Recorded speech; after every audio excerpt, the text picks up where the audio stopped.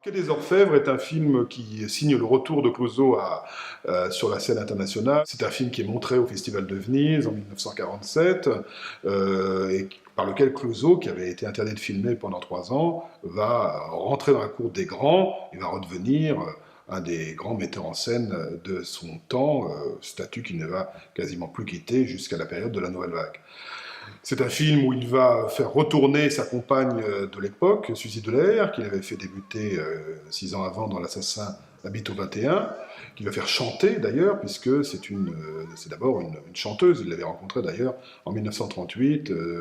dans une revue, alors qu'il cherchait une petite jeune fille pour un film qu'il préparait en tant que scénariste, une petite oseille, comme on disait à l'époque. C'est important d'insister sur cet aspect chanson, car on ne le dit peut-être pas assez, mais avant d'être un documentaire sur la police judiciaire, Quai des Orfèvres est un hommage au monde du music hall, que Clouseau avait bien connu, puisqu'il avait été auteur d'opérettes, auteur de chansons, et il connaissait tout ça par cœur, et il s'amuse beaucoup, notamment dans toute la première partie du film, à nous décrire ce milieu de paroliers un peu minables, qui font des chansons égrillardes, et qui se produisent dans des music halls miteux de quartiers parisiens.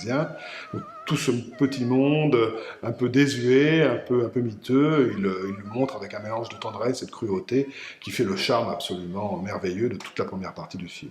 Ensuite, le film part sur autre chose, qui est l'enquête policière, une enquête d'ailleurs qui ne nous intéresse pas tellement, parce qu'au fond, on a peut-être deviné qui est le véritable assassin, elle est tissée d'invraisemblance, puisqu'on se demande pourquoi Suzy Delair s'émeut tellement à l'idée d'être prise pour l'assassin, puisqu'elle devrait voir dans le journal que Charles Dullin n'a nullement été assassiné avec une bouteille de champagne. Mais bon, passons.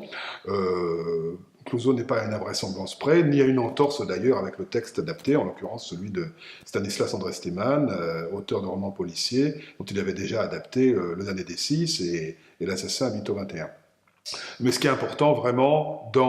je dirais, dans le Quai des Orfèvres, c'est vraiment la justesse de la chronique de mœurs, le tableau d'une époque, avec le marché noir, avec les petites combines, les trafics, les petits accommodements avec la vérité, les petites magouilles des flics, etc. C'est un monde interlope, un monde pas du tout édifiant, un monde de petites gens qui essaient de survivre autant bien que mal, ni bien ni mal, qui sont au-delà de la morale. Et c'est vraiment une humanité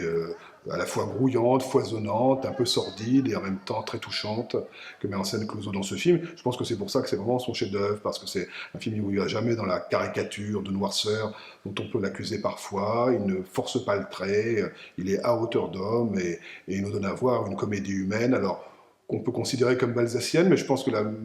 personne qui a le mieux parlé de Quai des Orfèvres, c'est son interprète principal, Louis Jouvet, qui a fait là sa composition la plus admirable. C'est peut-être la seule fois où Louis Jouvet joue un vrai rôle, il ne joue pas Louis Jouvet, mais où il incarne, il compose un personnage d'inspecteur absolument bouleversant d'humanité et en même temps pas du tout édifiant. Et à un moment, lors du tournage du film, on pourrait citer bien d'autres personnages du film, bien sûr, hein, la photographe lesbienne jouée par Simone Renan,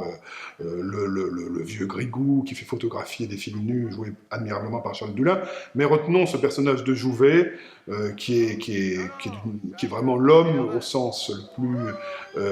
exact du terme et qui soufflait à un moment à l'oreille de son partenaire, Bernard Blier.